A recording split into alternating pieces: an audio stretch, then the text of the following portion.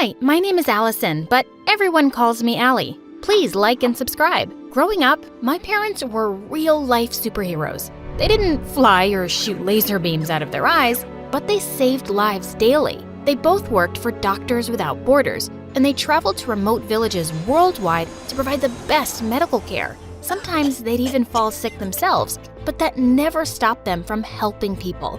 And I wanted to be just like them. Once when I was 6, my nanny took me to the park and I saw a little girl crying. She told me her puppy got off its leash and ran away. I felt so bad for her that we stayed there for 4 hours looking for it until we finally found it. Thank you so much. You're my hero. I felt so proud to be like my parents, even if it was just a little. And growing up, I took every opportunity to do so. Other than the fact that my parents were gone for months, my life was kind of perfect. And I had everything I could ever want. But in the 10th grade, everything changed forever. One afternoon, I was in my room watching some MSA videos on YouTube when my parents returned from a trip to Venezuela. As I hugged them, I noticed a girl my age standing behind them. She was small and thin, and she held a cane as a walking stick. She also wore very large headphones and looked bored. My parents welcomed her in and then turned to me. Honey, this is Gabriela from Venezuela. We adopted her. She's your new sister. We know this will be an adjustment, but just think of this as the new chapter for us as a family. What the heck? An adjustment? This was a bombshell. You didn't think to mention it before now? ¿Qué estás diciendo? Está hablando demasiado rápido. Does she speak any English? How am I supposed to, talk to her? ¿Puedo hacerle un dibujo si eso ayudaría? She wants to draw you a picture. Gabriela pulled out a small notepad and drew a picture of a girl riding a cow. Ya, la niña soy yo y la vaca eres tú. She pointed to the cow and then to me. Then she pointed to the girl and back at herself. Did she just call me a cow? No, she's just excited for you guys to play with each other. We didn't even have an extra room, so it turned out she'd be sharing mine. My parents had lost their minds. Here, you should take my bed, and the mattress might not be that comfy. Gracias, hermana. Si te sientes incómoda, ni siquiera me importa.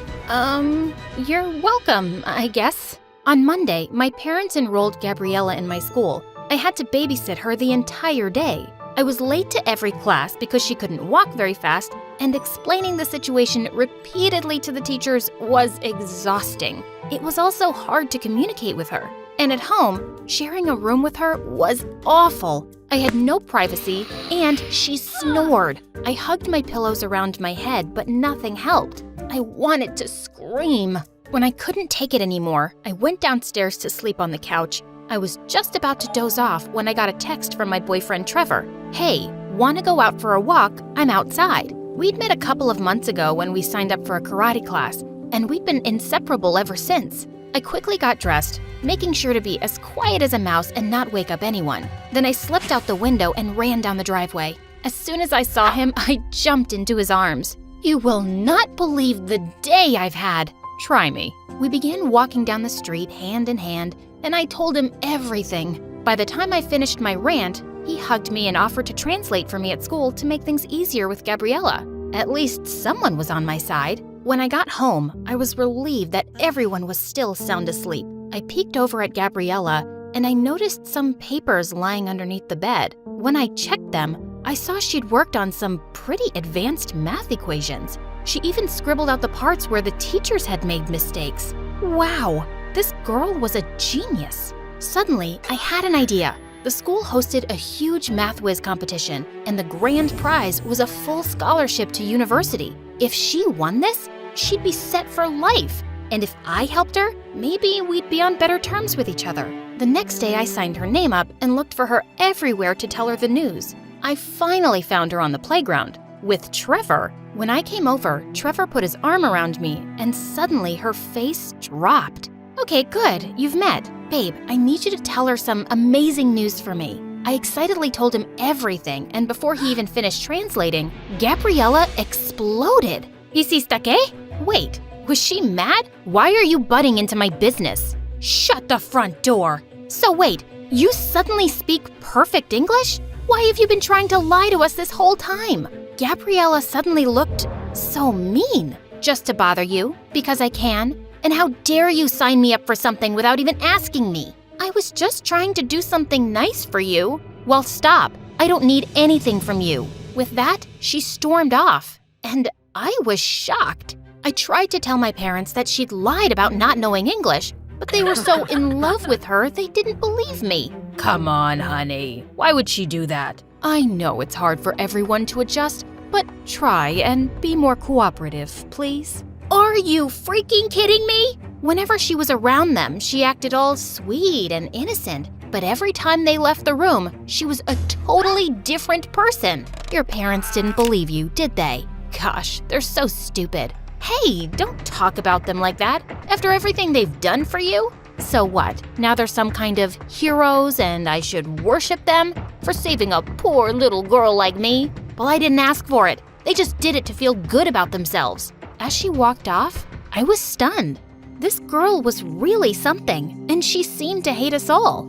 I had to find a way to show my parents the truth. At school, I noticed that Gabby would often sneak off during lunch, so I decided to follow her one day and see what she was up to. I found her sitting in the music room by the piano. She was playing a soft tune, and I had to admit, she was really good. That's beautiful. What do you want? Answers, mostly. An apology would be nice too. You're not getting one. Can you please leave me alone? Why are you hiding out here? It's quiet, and people don't stare at me or pity me. Just then, she winced in pain, and I saw her rubbing her leg. Does it hurt a lot? All the time, but I don't want to talk about it. Okay, fine. And listen, I'm sorry for butting in about this competition, but I've seen your work, and you could actually win this thing. Think about your future. Don't do it for anyone else. Why do you even care? Believe it or not, but I think we're a lot alike. We're both stubborn, headstrong, and not easily scared of a challenge. In a perfect world, we might actually be friends. I doubt it, but I guess getting some independence won't be so bad for me. You've got nothing to lose, right? When the competition came around, Gabriella aced it. She solved all the questions and left everyone else in the dust. My parents, Trevor, and I cheered her on happily as she received her award. And later at dinner, Gabriella even confessed about lying to everyone. I'm really sorry for not being honest. I don't know what came over me. Although Mom and Dad were shocked to hear her perfect English, they accepted her apology happily. They also apologized to me, and I felt so relieved. The next week at school, she was on cloud 9. Everywhere we went, people complimented her. I even noticed her flirting with the school's heartthrob at lunch. I was glad her confidence was so much better, even though I'd noticed she'd been limping more lately. Everything seemed to be going smoothly until one day when I was heading to class and I overheard the guy laughing with his friends. Being with Gabs is so cool. She's super nice and everything. But what's really cool is that she's doing all of my assignments for me. I'm getting A's for the first time ever. Dude, that's awesome. Maybe I should flirt with her too. That no-good dirtbag. I needed to tell Gabby before she got hurt. I found her in the library, and to my shock, she was sitting there doing his homework. You need to throw that in the trash. That guy is no good, okay?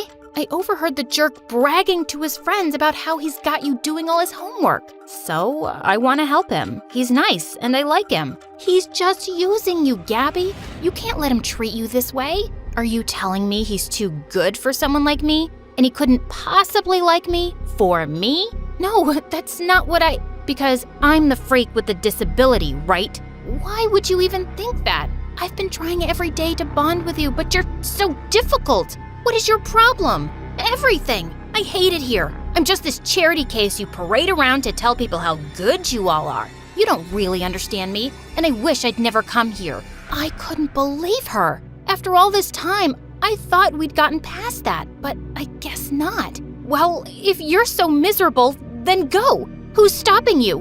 Nobody. Suddenly, Gabriella began to cry, and before I could say anything else, she stormed off. I tried looking for her once I'd cooled down, but I couldn't find her anywhere. I called Trevor, and when I told him what had happened, he came over immediately. I went too far, and I didn't mean it, really. She's just so frustrating. I think she's just hurting a lot more than she's letting on. Let's go find her. We searched for hours all over the neighborhood. Soon it started to rain like crazy, and I was so worried about her. But we finally found her sitting in the park.